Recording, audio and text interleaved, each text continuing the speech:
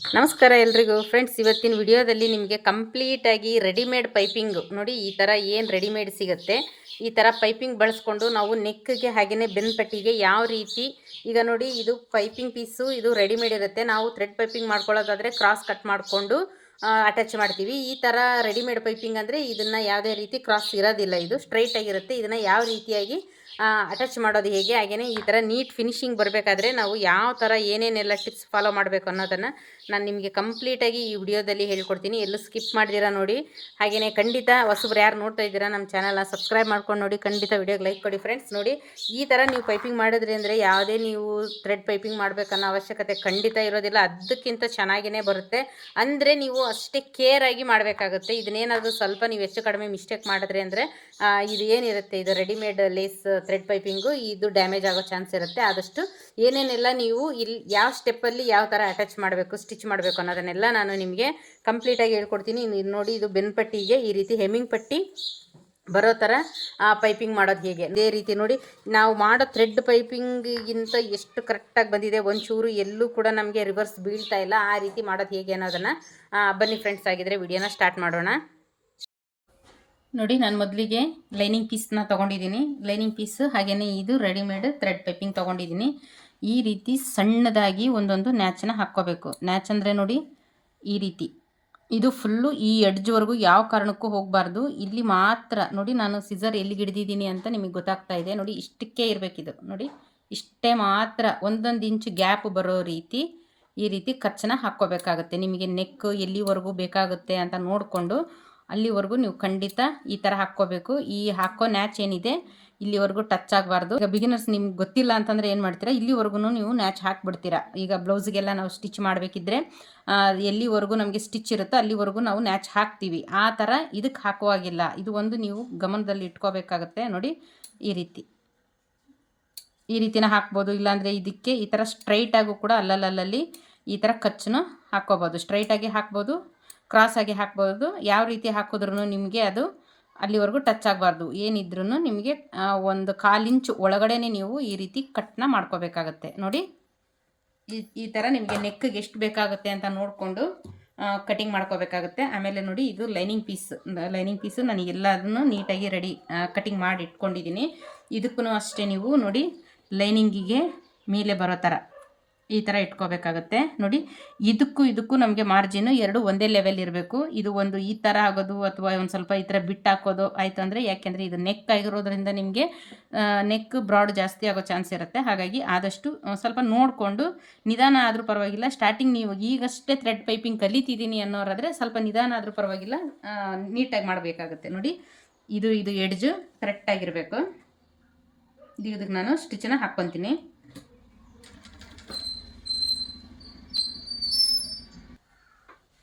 ನೋಡಿ, ನೀವು ಈ ಥರ ಸ್ಟಿಚ್ ಹಾಕಬೇಕಿದ್ರೆ ಇದನ್ನು ಜಾಸ್ತಿ ಲೂಸ್ ಅಂತೂ ಬಿಡಲೇಬಾರ್ದು. ಯಾವ ಕಾರಣಕ್ಕೂ ಲೂಸ್ ಬಿಡಬಾರ್ದು. ಜಾಸ್ತಿ ಲೂಸ್ ಬಿಟ್ಟರೆ ಅಂದರೆ ಏನಾಗುತ್ತೆ, ಇದು ಅಲ್ಲಲ್ಲಿ ನಿಮಗೆ ರಿಂಕಲ್ ಬರೋ ರೀತಿ ಆಗುತ್ತೆ. ಜಾಸ್ತಿ ಲೂಸ್ ಬಿಡಬಾರ್ದು, ಹಂಗಂತ ಟೈಟು ಕೂಡ ಎಳಿಬಾರ್ದು.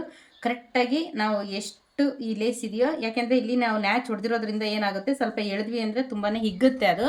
ಆ ರೀತಿ ಹಾಕ್ದಿರ ಕರೆಕ್ಟಾಗಿ ಹಾಕ್ಕೋಬೇಕಾಗುತ್ತೆ. ನೋಡಿ, ಸ್ಟಿಚ್ಚನ್ನ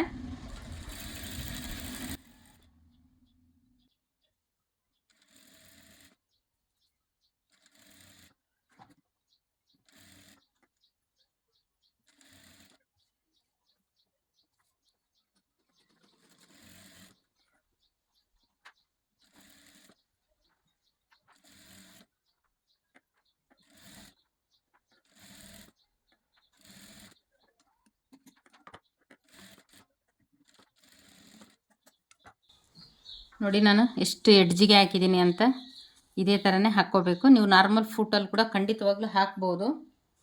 ನೋಡಿ, ಅದಾದ ನಂತರ ಇದು ಮೇನ್ ಪೀಸ್, ಇದು ಉಲ್ಟಾ ಸೀದಾ ನೋಡಿಕೊಂಡು ಸೀದಾ ಮೇಲೆ ಇರಬೇಕು. ನಮಗೆ ಈ ಥರ ಸೀದಾ ಮೇಲೆ ಹಾಕ್ಕೋಬೇಕಾಗುತ್ತೆ. ಇದಕ್ಕೆ ನಮಗೆ ಸೆಂಟರ್ನ ಇಲ್ಲಿ ನಾನು ನ್ಯಾಚನ್ನ ಹಾಕ್ಕೊಂಡಿದ್ದೀನಿ. ಈ ನ್ಯಾಚ್ಗೆ ಇದು ಕರೆಕ್ಟಾಗಿ ಕೂಡೋ ರೀತಿ ನಾವು ಫಿಕ್ಸ್ನ ಮಾಡ್ಕೋಬೇಕಾಗುತ್ತೆ. ನೋಡಿ, ಇದು ಸೀದಾ ಇದೆ.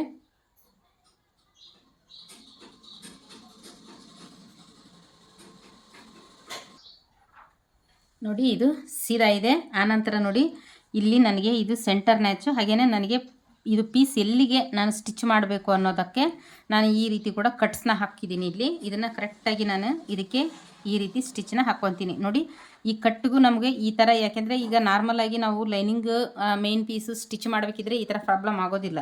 ನಾವು ಇದಕ್ಕೆ ಪೈಪಿಂಗ್ ಅಟ್ಯಾಚ್ ಮಾಡಿರೋದ್ರಿಂದ ಏನಾಗುತ್ತೆ, ಇದು ನೋಡಿ ಆಲ್ರೆಡಿ ಇದು ನೋಡಿ ಎಷ್ಟು ಅಗಲ ಹೆಂಗೆಂಗೋ ಕಾಣಿಸುತ್ತೆ. ಈ ರೀತಿ ಇದ್ದಾಗ ನೀವು ಇದನ್ನು ಖಂಡಿತ ಫಾಲೋ ಮಾಡಲೇಬೇಕು. ನೋಡಿ ಈಗ ನಾನು ಇದಕ್ಕೆ ಈ ಎಡ್ಜಿಗೆ ಕರೆಕ್ಟಾಗಿ ಸ್ಟಿಚ್ನ ಹಾಕ್ಕೊತೀನಿ. ಇದು ಅಷ್ಟೇ, ಈ ಸ್ಟಿಚ್ ಕವರ್ ಆಗೋ ರೀತಿ ಹಾಕ್ಕೋಬೇಕಾಗತ್ತೆ.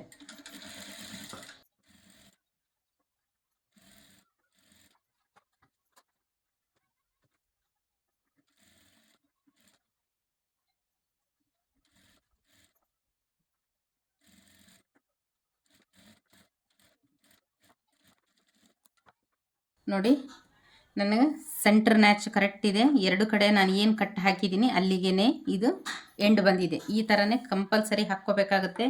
ಎಲ್ಲೂ ರಿಂಗಲ್ಸ್ ಬರಬಾರ್ದು, ಏನಿಲ್ಲ. ಕರೆಕ್ಟಾಗಿ ನಾವು ಹಾಕಿರೋ ಸ್ಟಿಚ್ನೇ ಕವರ್ ಮಾಡ್ಕೋಬೇಕು. ಆಮೇಲೆ ಇನ್ನೂ ಒಂದು ಏನಂತಂದರೆ ಕೇರ್ಫುಲ್ಲಾಗಿ ಸ್ಟಿಚ್ನ ಹಾಕ್ಕೋಬೇಕು. ಈಗ ನಾನು ಈ ಲೈನಿಂಗ್ ಏನಿದೆಯೋ ಅಳತೆ, ಆ ಅಳತೆಗೆ ಕಟ್ ಮಾಡ್ಕೊತೀನಿ ಇದನ್ನು.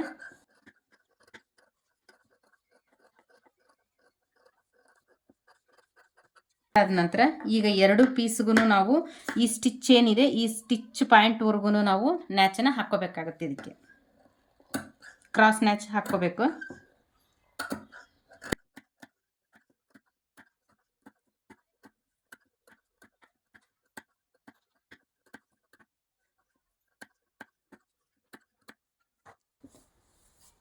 ಒಂದೊಂದು ಇಂಚು ಗ್ಯಾಪ್ ಇರೋ ಥರ ನ್ಯಾಚ್ ಹಾಕಿದ್ಮೇಲೆ ಈಗ ನಾನೇನು ಮಾಡ್ತೀನಿ, ನೆಕ್ಸ್ಟ್ ಅದೇ ಥರ ಇಲ್ಲಿ ಸ್ಟಿಚ್ನ ಹಾಕ್ಕೊತೀನಿ. ಏನು ಕೆನಾರಿ ಸ್ಟಿಚ್ಚು ಅಂದರೆ ಈ ಎಡ್ಜಿ ಏನಿದೆ ನೋಡಿ, ಈ ಎಡ್ಜಿಗೆ ಕರೆಕ್ಟಾಗಿ ಸ್ಟಿಚ್ನ ಹಾಕ್ಕೊತೀನಿ ಈ ಲೈನಿಂಗ್ ಪೀಸ್ ಕಡೆ.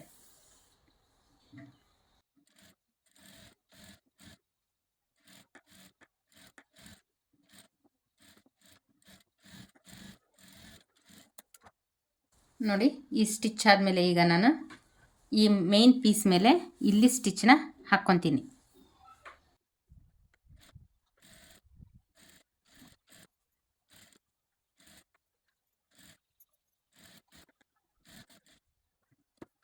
ನೋಡಿ ನಾನು ಕರೆಕ್ಟಾಗಿ ಸ್ಟಿಚ್ನ ಹಾಕಿದ್ದೀನಿ. ಈಗ ಇದಕ್ಕೆ ಲೈನಿಂಗ್ ಏನಿದೆಯೋ ಸುತ್ತು ಅದೇ ಥರ ಸ್ಟಿಚ್ನ ಹಾಕ್ತೀನಿ ಇದಕ್ಕೆ.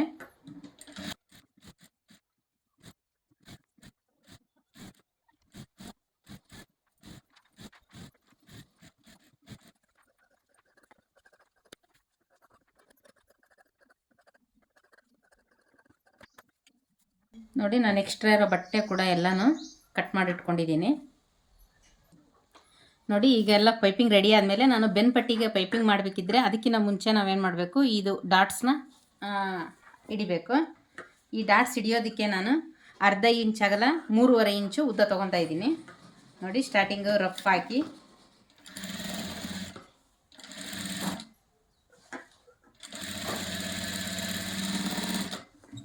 ವಾಪಸ್ ಅದ್ರ ಮೇಲೇ ಬರಬೇಕು.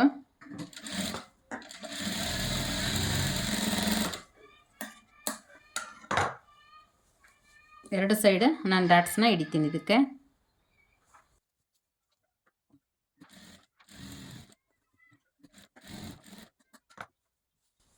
ನೋಡಿ ಎರಡು ಉದ್ದ ಅಗಲ ಎರಡೂ ಕೂಡ ಸೇಮ್ ಇರಬೇಕಿದು.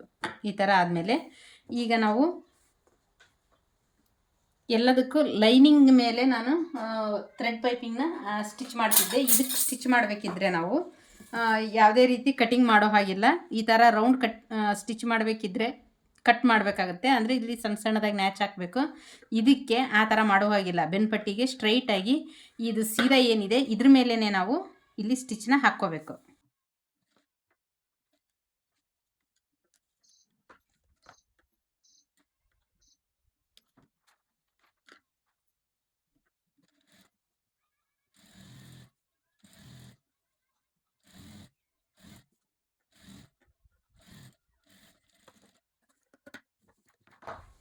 ನೋಡಿ ನಾನು ಮೇನ್ ಬಟ್ಟೆ ಮೇಲೇ ಇದನ್ನು ಪೈಪಿಂಗ್ನ ಅಟ್ಯಾಚ್ ಮಾಡ್ಕೊಂಡಿದ್ದೀನಿ. ಈಗ ಇದಕ್ಕೆ ಬೆನ್ಪಟ್ಟಿನ ಹಚ್ತಾ ಇದ್ದೀನಿ.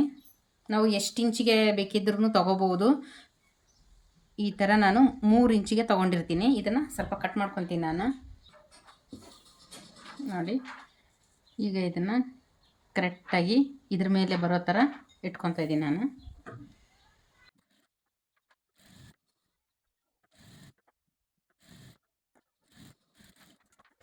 ನೋಡಿ ಈಗ ಇದಕ್ಕೂ ಕೂಡ ನಾನು ಮೇಲೆ ಸ್ಟಿಚ್ಚನ್ನ ಹಾಕ್ಕೊತೀನಿ.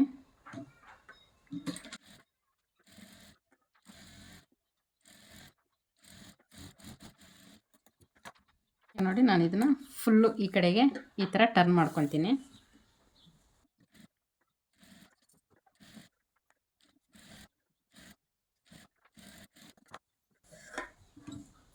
ಈಗ ಇದಕ್ಕೆ ನಾನು ಈ ಕಡೆ ಕೂಡ ಒಂದು ಸ್ಟಿಚ್ಚನ್ನ ಹಾಕ್ಕೊತೀನಿ.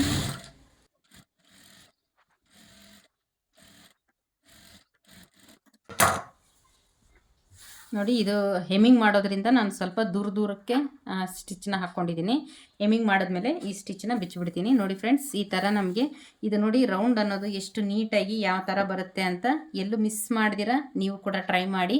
ಹಾಗೆಯೇ ಇದು ಇಷ್ಟ ಆಯಿತು ಅಂತ ಅಂದ್ಕೊಂಡಿದ್ದೀನಿ. ಏನೇ ಡೌಟ್ಸ್ ಇದ್ದರೂ ಕೂಡ ಫ್ರೆಂಡ್ಸ್ ಕಮೆಂಟ್ ಮಾಡಿ ತಿಳಿಸಿ ನನಗೆ. ಹಾಗಿದ್ರೆ ಈ ವಿಡಿಯೋ ಇಲ್ಲಿಗೆ ಎಂಡ್ ಮಾಡ್ತಾ ಇದ್ದೀನಿ. ನೆಕ್ಸ್ಟ್ ವಿಡಿಯೋದಲ್ಲಿ ಸಿಗೋಣ friends. Thank you so much.